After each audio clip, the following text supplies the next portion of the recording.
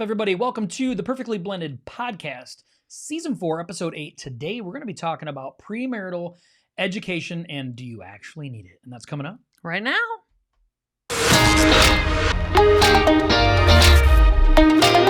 Are you a Christian and you are looking to take your faith, your family, and your future to the next level?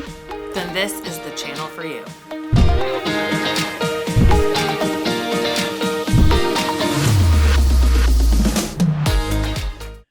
What is up, everybody? Welcome to this wonderful, the best place to be on a Tuesday at 7, okay? Welcome to today's show. I am one of your hosts, Josh, here with the always beautiful, my wife, Christy. Hello. How are you, love? I'm good. Oh, yeah? Yeah, we're getting ready to go on vacation tomorrow. Kind of a vacation. Yeah. It's kind of a working vacation, but it's going to be a good vacation. It's time together. It is time together, which is super important. With no distractions.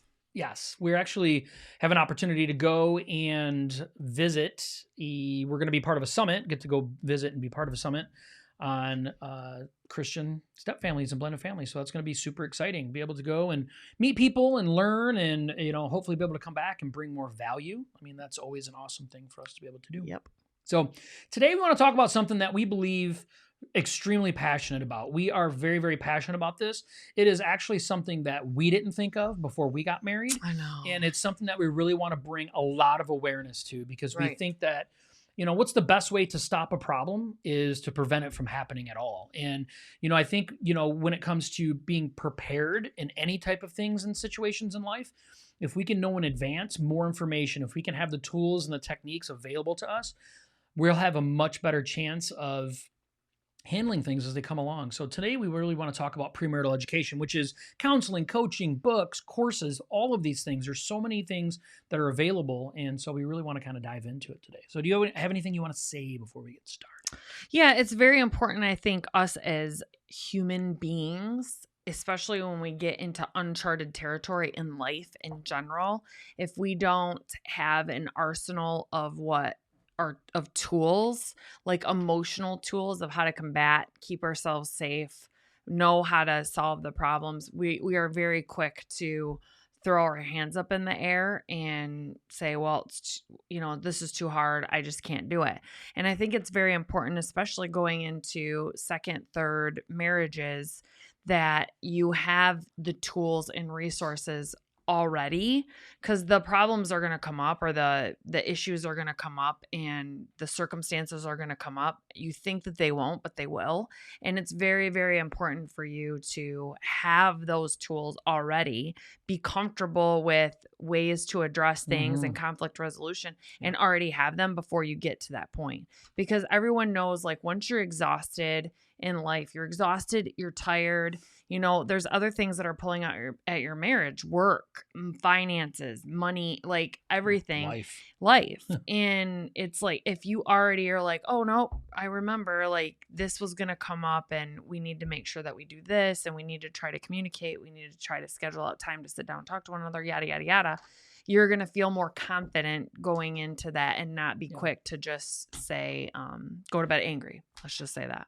Yeah, I think a lot of times too, when people think of like premarital education, we automatically think of like counseling. We automatically think of, things of that nature. And if you're anything like us in our past marriage, we both had premarital counseling, we both had counseling. And in our previous marriages. In our previous marriages, right? And we've done neither of those in ours now. And, we really have found extreme success in our family we have now, but we didn't before. So we really kind of want to start dissecting this and like figure out like, okay, what's going on? Like, is it the counseling that's bad? Is it us that is bad? Is it, but we want to figure it out. We want to know. So we really want to kind of boil this down and really talk about that stuff, because we don't think that counseling is bad. Counseling is very good. It can be extremely beneficial, but I think there's a lot of caveats to a lot of this stuff. So we're going to kick it off. Okay. I want to share a few things first, and thank you, Jason, for sharing. We do appreciate that, but I want to kick it off with some of these things. I disagree with his findings. Right. So you can Google them. Okay. I did some research on it. A lot of the stuff did come from, I did look at multiple sources, right?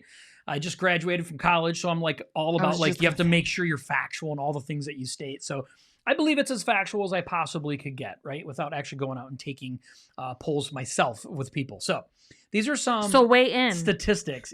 So weigh in and tell me I'm nuts. The average cost of a wedding in the United States is 15 grand. And I think you agree with that, right? I do agree with that. Okay.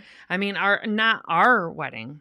So our wedding. Our first weddings, yes. But Yeah. our wedding, no. Right. So we agree that the average cost of a wedding is about 15 grand. Okay. So now the average cost of a wedding dress is $1,700. And I don't agree with that. I don't think that the average cost is $1,700. We live in Michigan, okay, where like everything's broken poor here in Michigan, okay? I'm thinking 1,000, so I couldn't believe that when he told me that. Yeah. And good premarital education, right? Good coaching or counseling is about half of that, okay? So it's about anywhere from $800 to $1,000. If you really want to get what people would consider a major amount of quality out of counseling or coaching, right? So that's usually typically like 6 to 8 sessions, so on and so forth. The average cost of divorce, now this isn't like you do it yourself divorce or you agree on an attorney and you guys just go sign papers, but this is the average cost of divorce in the United States if it goes to court is $23,000. That's the average cost. You don't agree? No. Right. Did you do any research on this stuff? No. But I have been divorced and it did go to court. No, it did not. It did. Settled out of court. No, it did not. I had to go to court. You always have to go to court, but it doesn't go through court. It didn't have to go. You didn't have to go through mediation. You have to do none of that stuff. You hired an attorney. He did not. And he signed the papers. He agreed. $23,000. Yeah, 23 grand. Yes, Jason. So engaged, got yelled at. So if you guys are listening to this later, I know that there's a lot of our listeners that listen to this later on. So if you watch us live on Facebook at 7, like right now, Jason is communicating with us. So that's what we do is we talk back to you guys. So I was listening to one of our podcasts back the other day and I'm like, it does sound kind of weird if you're listening to it and all of a sudden we just break off point and are like talking to people, random people. Yeah.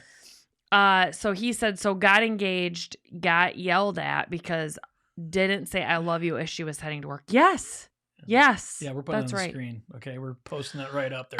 And still, it's guys too, because every single morning before I leave for work, I go in, whether he's sleeping or not, like just dead to the world, like I was this morning. Yes. Or not, and tell him bye, I love you. And if I don't, when he gets up, he'll text me and say, did you tell me bye this morning? Like he wants that. Tell.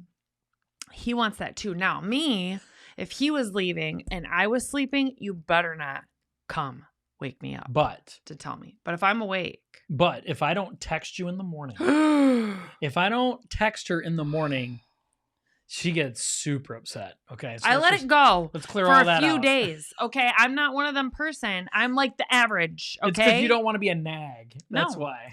So I let it go. Like, okay, maybe he woke up today. He was like frazzled, whatever.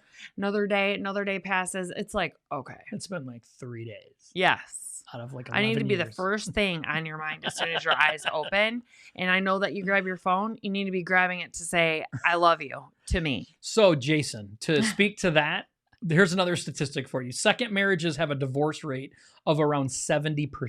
Okay. So make sure that you're saying I love yous at all the times, right? So we have to make sure we do that. Hey, in my defense today, when we were hanging up the phone, I called him while I was at work about something. And we were hanging up the phone. I had someone standing in front of me and I was like calling him quick about something.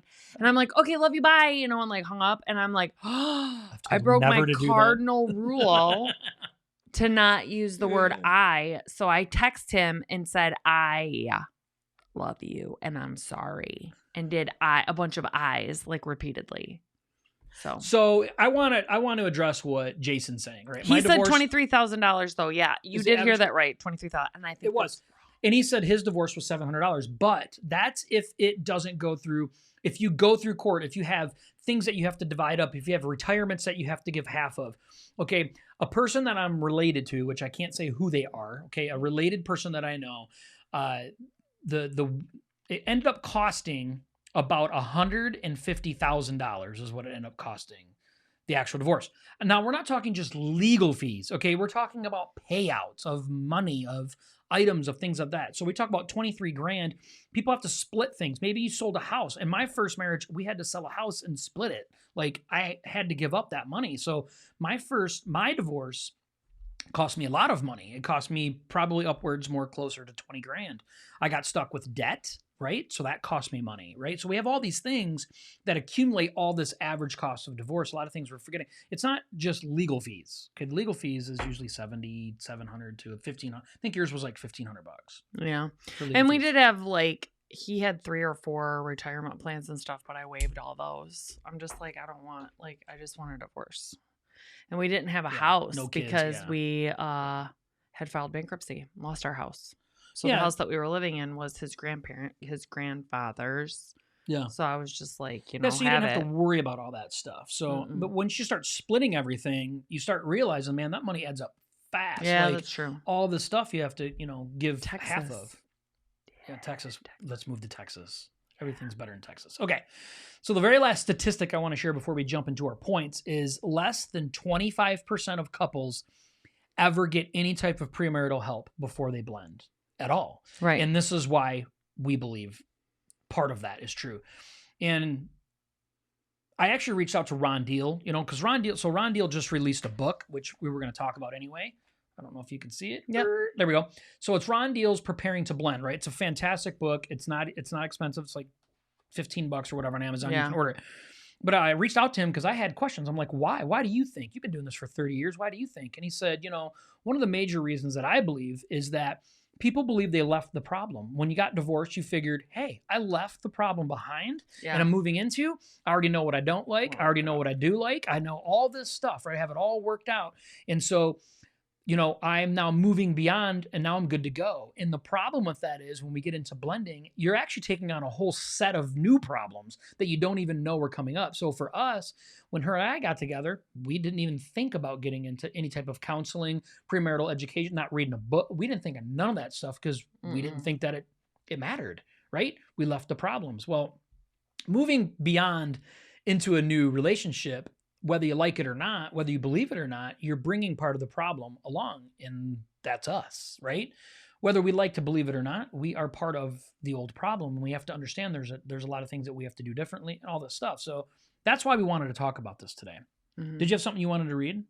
No, I was looking it up. It is $15.99 on Amazon for a paperback, and it's $30 for a hardcover. For a hardcover? Yeah. So $16. Okay. So the very first thing we want to talk about today is don't just do nothing. And that's what Josh and I did. Exactly what Josh and I did. Yeah. We did nothing. And Zero.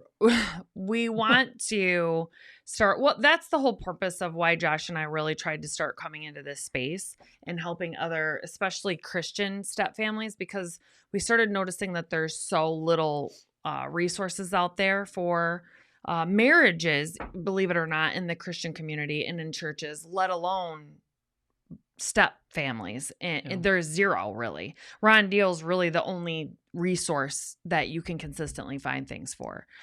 So it's important because after Josh and I started talking about we really need to get in this space, we really need to help Christian couples know that God blesses their marriage and they got to put God at the center and all of these things. Mm-hmm. This was something that it actually Josh thought of before me, before we even came up with this podcast. Josh is just like, we really should start talking about premarital and what they need to talk about before. Of course, we can offer guidance and assistance because we've been together for 11 years about after they get in it. But premarital is really the stuff like talking about what's it gonna look like? Like, you got, you don't think about it. Like, I've been married before. I already know, like, we didn't think at all to get premarital counseling at all. And now that we've been through it and we start talking about it, him and I were like, oh my gosh, yeah, there's so much that you have to talk about. For blended families specific. Yeah. Mm-hmm. So a lot of times when you get into premarital counseling or coaching or all these books and stuff, it really talks about some of the normal core things, right? Healthy boundaries, you know, with your marriage, communication, you know, your sex life, like what are these things that you need to know? But we're talking about beyond that stuff. We're talking about outside of even that, like, how do you move past a broken relationship? What baggage are you bringing with you? How are you dealing with parenting issues now that you both have children from different people? How are you worrying about boundaries, not just about in your marriage itself, but like with your exes and your ex-in-laws and like all of those things, like holidays, birthdays. oh my goodness, like all the scheduling that has to go and all that, like all this stuff, it's gonna come whether we like it or not in every single blended family. It's present, it's there. And normal premarital stuff doesn't talk about that. It just doesn't, because it's designed more for nuclear families, first time marriages, there's no kids involved. So, all these core things that it does talk about are important. Absolutely, because they're important. it's like, okay, if you're in a nuclear family and you guys want to go out on a date night, you call up grandparents typically. If you live by the grandparents, if not, it is a babysitter that you usually from your local, if we're talking to Christian blended families, like your local church community, teenagers, something like that. Yeah. But a lot of the times, if you live around your parents, it's the grandparents, especially if when you were first starting out. So think about it in a blended family though. So it's like, okay, what if we decide to go on a date night? Is your parents going to watch all of the kids? Yeah. Or are we going to have to send them to their respective biological grandparents? Like your kids are going to go to their grandparents. My kids are going to go to like, how is that going to look? Because those are things that have to get talked about, because then once you get together, it's like, well, that's not fair, or that's not fair. You have to start talking about these things that you just don't necessarily think about until you actually start thinking about real life. Like, we're going to move in together. We're going to blend this family. Yep. We always had kids. So not a lot, but some blended families can work it out where their kids are gone at the same time. Like, okay, my kids are going to the X's and your kids are going to your X's at the same schedule time. wise. Yeah. Yes. Yeah. And that wasn't the case with us. Like, my kids would go to their dad's every other weekend. They'd be gone on Friday, Saturday, Sunday. Well, his kids would be leaving to go to their mom Sunday, Monday, Tuesday. Yep. So it's like we always had kids all the time. So like, okay, if we're going to get a babysitter, what is that going to look like? Where are they going to go? Well, not just that. Are your children's other parents going to be okay with the people that you bring in? Yes. I mean, that is seriously tension. Like, no, I don't know that person. They're not going to watch my kids. Yeah. Okay, well, now we're stuck, like we don't know anybody else, right? And it's just like Christy said, do we start, now we have to send, like, you're not going to have some babysitter. Like, if you're going to be leaving for the night, I want my kid at my house. And so you get into all the, but these are the things, right, that we don't know. And so what if one of the spouses had passed away? So what if him and I got together, his ex had passed away, and my ex was still in the picture? And then it's like, okay, so are we going to, like, the old in-laws? So what if his old in-laws, just because she passed away doesn't mean that the old in-laws aren't going to want to see their kids. And it's like, okay, are we going to like ask them to be a babysitter? Or they, like, there's so many different things for blended families. There's so many different scenarios, Yeah, it's an onion. You just keep peeling and peeling and peeling. Yes. And I think that's why it's important that we talk about, even if it's just a book, even if it's just a $16 book, like that simple. Something. Don't just do nothing. A support group, And the best thing to do is, if, let's say, you already are married, maybe you're in your first year of marriage, you still need to do this. Premarital stuff you need to do. Yeah. Like, I'm telling you how important it is. We've learned this. We understand the importance of it. It is like a slap your head moment when we started talking about this, how important it is to do these things. Even if you're in your first year or two of marriage, like, go through premarital stuff. Like, it helps so much. But I'm talking about not just your normal premarital, like specifically around blended families, specifically. And so, we can't suggest it enough. And if you have been married long enough, encourage other blended families to do this. Like, we didn't think of it until now to start encouraging other blended families to do these things. Like, you have. And actually, how it came up, let's just be honest, how it came up was Josh can perform marriage ceremonies. I don't know the exact word for it, but a couple, this past summer, he was asked to perform some marriages. Well, one of the girls that asked me, because she knows me, if he would do it, was like, I don't really have anybody to ask. And I think it's really important that you guys could start offering maybe a course to people. And then at the end, Josh, if they wanted to, could offer to do the marriage ceremony for them. Mm-hmm. And I was just like, oh yeah, that'd be kind of fun. And then this is how ideas start, and then all of a sudden I come home and I'm talking to him about this. And then all of a sudden, like, it was like, on that one cartoon, what's that, Mr. Despicable Me or whatever, where he's like, light bulb. That's what it was like. Like, why have we never thought of this before? Like, everyone should be talking, especially if you aren't married yet, like really, really working through a lot of these things because it's helpful to say, hey, if this comes up, what's going to be our stance on it? If this happens, what's going to be our stance on it, type of thing. Yeah, and I think we need to call a spade when it comes to this. First off, yes, thank you, Jason. You know, we try as things become helpful to us, we try to pass them on.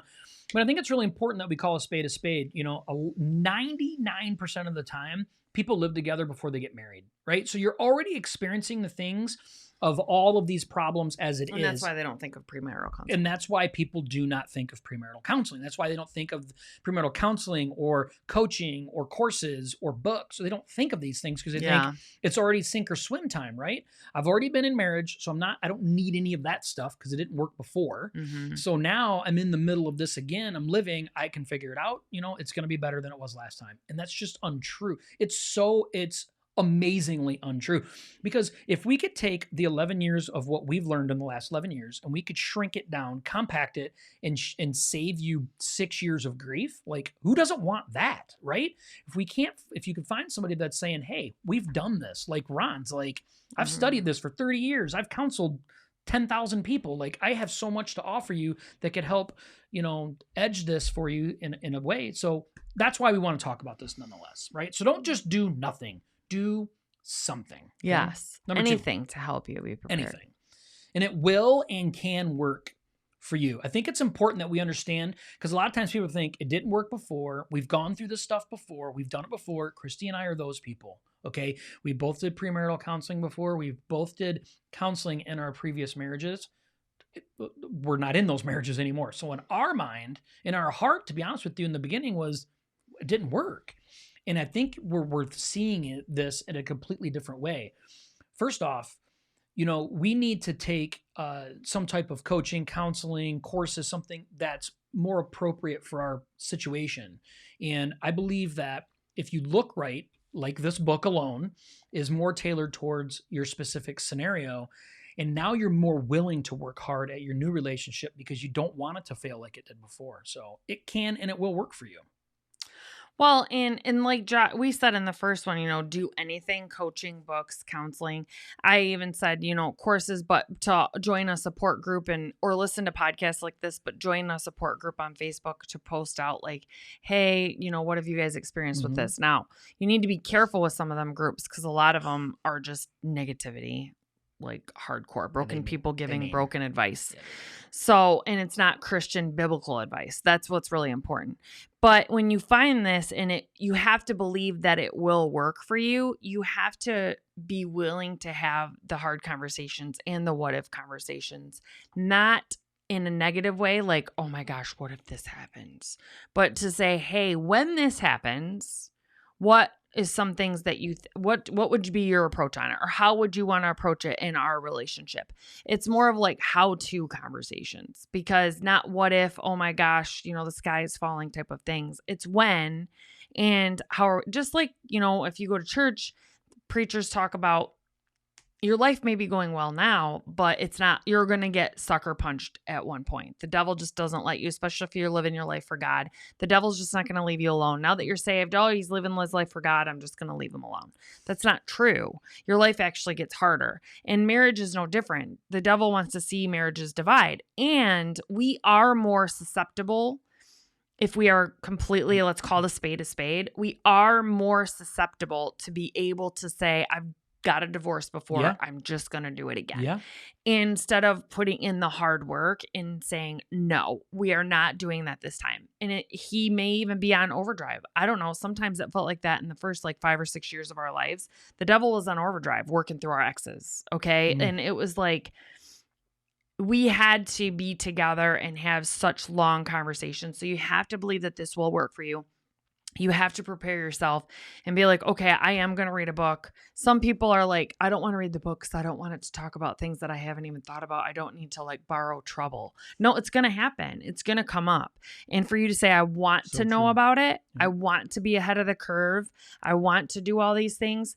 That is going to prepare your mind more to accept the coaching and the counseling and the book reader and the support, because you're going to say, I know it's going to happen.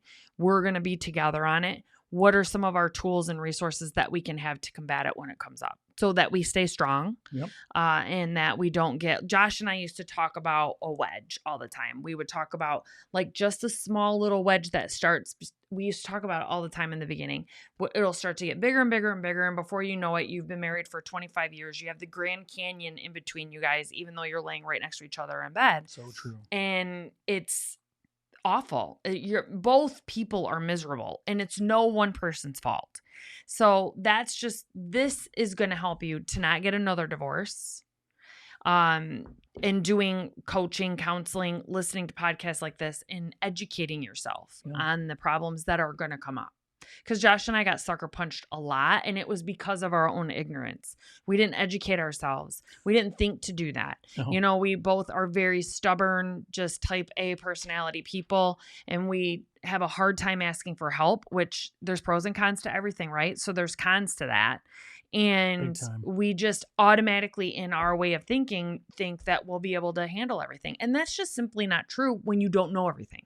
You can't handle everything if you don't know everything. Okay. So you need to be willing to always be learning, and especially before you get married again, to prepare yourself. Yeah, and we can't shut ourselves out and say that because it didn't work before, it won't work this time. And I believe that, Christy and I just had this conversation that when you get divorced and you move into a new blended family, you automatically you have trust issues. It's an automatic thing. You're automatically on defense. It's don't talk to me this way.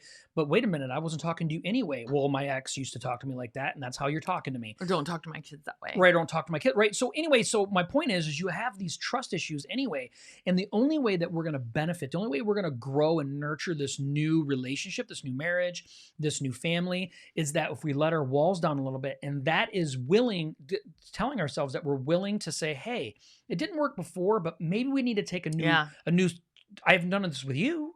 We haven't tried this. We haven't attempted to read this together. We haven't attempted to go through this course together or this coaching program together. We haven't attempted to do that. So, we want to just emphatically encourage you, like, it can work. It will work. I mean, Ron says in his book right here, I took this right out of his book. He says that 79% of all couples that did seek some type of help found a major improvement in their marriage. And to be able to be open to say that you found a major improvement is a big step in the right direction. So we're going to encourage you that it can and it will work for you. Number 3, this is our third point for today. You can do it alone in the beginning. I'm glad that you added that, though. Yeah. It's important that you understand that a lot of times people are like, and let's just be honest, right? It's women that will probably do something. They'll read the book. They'll want to do the course. They'll want to go to counseling. They'll want to do these things. And the guy's like, I'm not doing that. I don't have time for that. That's stupid. It's stupid, right? I did it before and it didn't work, right? But women, mainly women, understand this. You can begin the process yourself, though. Yeah. You can start this, because if we're really willing to be open and honest with ourselves, we can't change other people anyway. But what we can do is impact and influence our soon-to-be spouse about how important this relationship is. And when we start to understand that there's new skills and techniques and there's new things that we didn't know, that we do know, that we now want to start implementing, that encourages our soon-to-be spouse to say, hey, maybe I should be on this with you. Maybe I should join this with you. And everything can change from that. So you can start this journey on your own. And that's the whole point of him saying you can do it alone. A lot of couples will say, like, well, if my spouse isn't going to do it with me, then there's no point in me doing it. Yep. And that is just simply not true. You need to start it, because, like I said, you don't understand or realize all the issues that are going to come up, or all the different scenarios that can come up, especially in a blended family. So even if you start reading a book or going to counseling and learning some of these things, as they come up, and your spouse, since they're not going with you, they're not armed with as much knowledge as you have, you could be the voice of reason and then say, I'm getting this from this book or from this, and at least gain their interest to show them that it is something that's needed. You guys don't know everything. We still don't know everything. And that's why we go to conferences and still read these books and things like that, because we want to continue, as our family evolves, we've never been here before, right? So Yeah. we've never been in a blended family where one child's moved away at college and coming back and forth home on the weekends. Another one just started his first full-time job, and then one's the last kid in school that's, a junior in high school. We've never been in this season of Yeah. life before. So this is all new territory. What do we need to know about this season of life? How can we keep our family unit as strong as it was when we all lived under the same roof? Because that's just not the case now. So these are things that we need to learn, little tidbits of how we can bring the family together for dinners, or maybe do FaceTime calls or something, so that we keep our family together and communicating, because we don't know until we learn. We don't. And, we say you can start this process alone by yourself. You can do that. Now, we would highly encourage you to encourage your partner to say, hey, let's do this together. Yeah. And there's so many options, right? And it's something that we're personally working on right now, but there's so many options and opportunities to where you can do almost all of these things online today. So you can do it from the privacy of your home, because we know us Christian blended families, we're not hand raisers. We're not willing to quickly admit like we're suffering and we're struggling, right? We usually suffer in silence. So, a lot of this stuff we can begin on our own. A lot of times these courses that you purchase online, you have lifetime access to. So you could go through it once and then you could say, hey, partner, I learned all this awesome stuff. Why don't we then go through it again together? I read this book, partner, and I look at all this great stuff that I learned. We should do this together, or I stepped out into counseling that this counselor understands blended families. And I went to a couple sessions and look, partner, I think it's really something we should do. So I think there always has to be a leader. And unfortunately, in these situations, it almost always has to be the woman. And that's sad to me as a man to say that. But women, step up and, get your book, get your course, hire a coach, find somebody to get you going on the right way, in the right direction, and say, sooner or later, your husband's going to say, hey, wait a minute, I need to be part of this.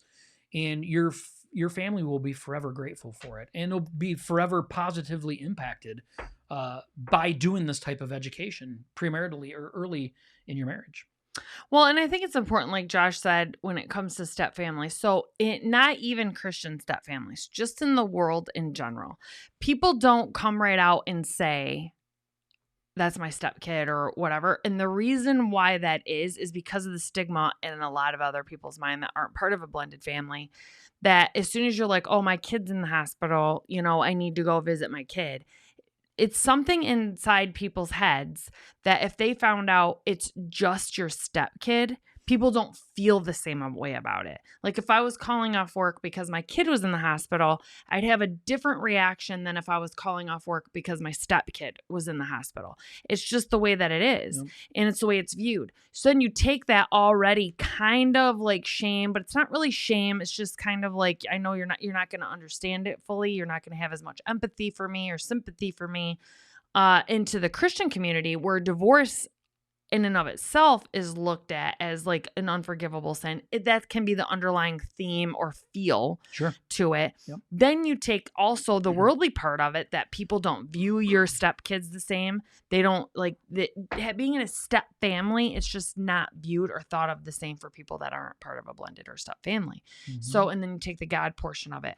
So that's why it's very, very important that you guys have the tools yourself, because that is something that you need tools for, to be prepared to be able to combat that. Like, no, I love my stepkids and I love them also, even if you get, they're older in life and they're a little prickly. If teenagers, if you guys get together and your stepkids are teenagers, they're prickly, so you might not really like them at first, but you love them because you love your spouse. Mm-hmm. And that is your spouse's children.